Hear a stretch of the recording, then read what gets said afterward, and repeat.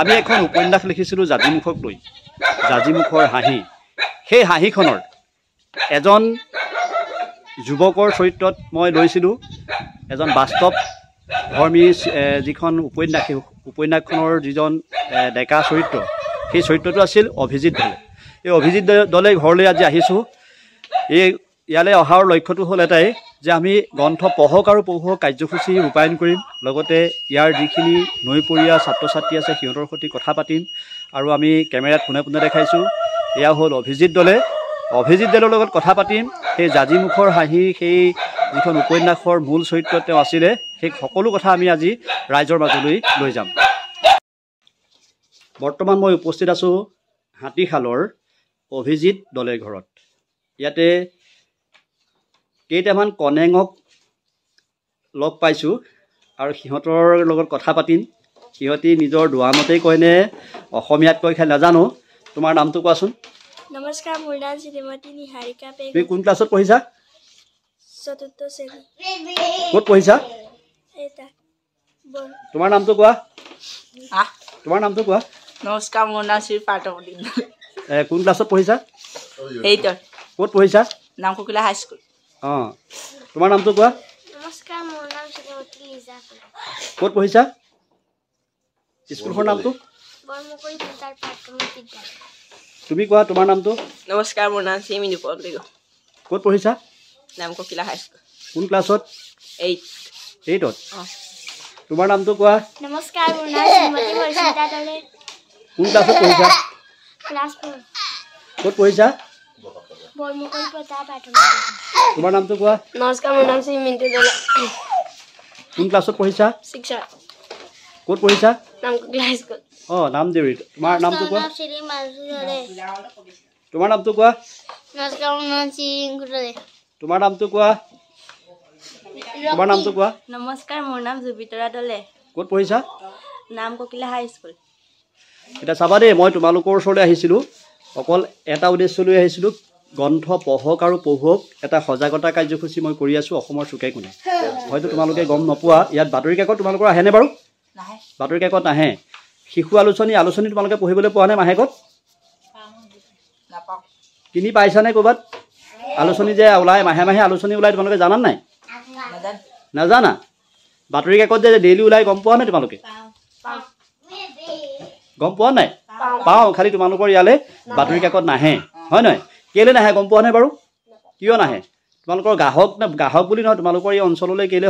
যোগাযোগ ব্যৱস্থা বেয়া হয় নহয় যোগাযোগ ব্যৱস্থা বেয়া আৰু মানুহ সৰ্বসাধাৰণতে আহিবলৈ অকণমান দিগদাৰো পায়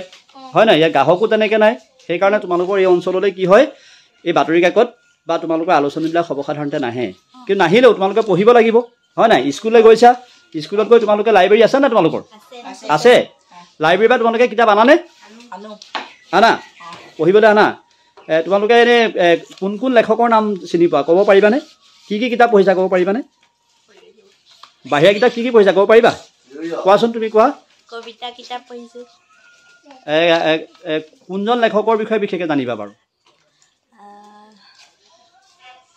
ঢেৰ লেখক আছে শিশু সাহিত্যিক ঢেৰ আছে সকলোৰে নাম জানা নাই সকলোৰে নাম নাজানো কিন্তু চাবা দেই তোমালোকে কি হয় কৈছোঁ শুনা ভালকৈ মন দি শুনা তোমালোক যিহেতু মানে বিশেষকৈ পিছপৰা অঞ্চলত তোমালোক আছা হয় নহয় তোমালোকৰ সুবিধা বহুত সুবিধা আছে গম পাইছানে তোমালোকে পঢ়িলে অলপ পঢ়িলেই ওপৰলৈ গুচি যাব পাৰিবা আমাৰ যিবিলাক সাধাৰণতে জেনেৰেল কাষ্ট সাধাৰণ মানে যিখিনি মানুহ সিহঁতে 90% নম্বৰ পায় তেতিয়াও নাপায় তোমালোকৰ কিন্তু 60% পালেই তোমালোকে কি হ'ব পাৰে চাকৰি তাকৰি পাব সুবিধা আহি যাব পাৰে গম পালানে গতিকে তোমালোকে ভালকৈ খালি পঢ়িবা তোমালোকে নিজৰ ভাষাটো ভালকৈ জানা নাই কোৱাচোন কিবা এটা কোৱা তোমালোকৰ দোৱানত কিবা এটা কৈ দিয়া সোধা কিবা এটা কোৱা দোৱানত কিবা এটা কৈ দিয়া কি তাৰমানে কি আপুনি ক'ৰ পৰা আহিছে অঁ মই টিয়কৰ পৰা আহিছোঁ এতিয়া মই কি বুলি ক'ম সেইটো মই টিয়ককৈ গ'লোঁ অঁ আৰু ভাল ভাল বেয়া কি বুলি ক'বা তোমালোকে দোৱানত কোৱাচোন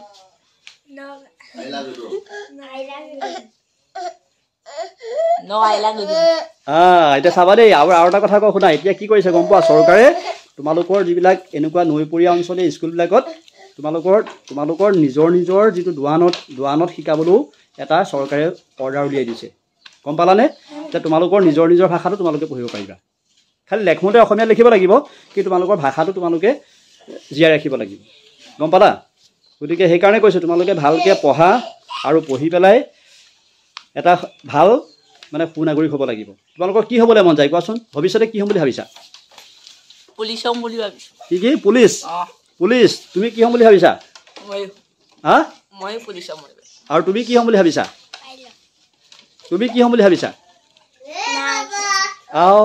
তোমাৰ কি মন আছে পুলিচ তোমাৰ কিতাপখন হেৰি কৰি নধৰিবা কোৱা পুলিচ তোমাৰ কি হ'ব বুলি ভাবিছা তুমি চাবা দেই প্ৰত্যেকৰে লক্ষ্য বেলেগ বেলেগ হয় নাই গতিকে প্ৰত্যেকৰে লক্ষ্য বেলেগ বেলেগ আৰু তোমালোকে অকল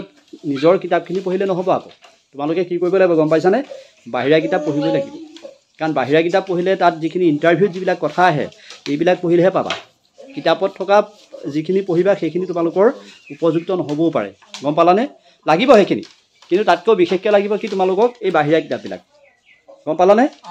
গতিকে মই তোমালোকৰ এনেই অহা নাই আকৌ